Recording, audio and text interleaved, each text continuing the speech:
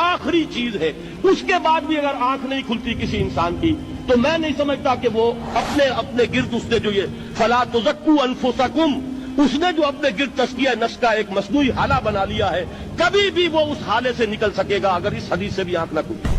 اور وہ حدیث کیا ہے؟ اللہ نے حکم دیا حضرت جبرائیل کو فلاں فلاں بستیوں کو الٹ دو اس کے رہنے والوں سمیت، کہ حضرت جبرائیل عرض کرتے ہیں کہ اللہ فلاں بستی کو الٹ دوں، اس میں تو تیرا فلاں بندہ بھی ہے جس نے پلک جھپکنے جتنی دیر بھی معصیت میں بسر نہیں کی۔ لیکن حکم کیا ہوا بارگاہ خداوندی سے؟ قال فقال، حضور نے فرمایا اللہ تعالیٰ نے حکم دیا جبرائیل کو اقلب علیہ وعلیہ، الٹو اس بستی کو، پہلے اس بدبخت پر پھر دوسروں پر۔ کیوں؟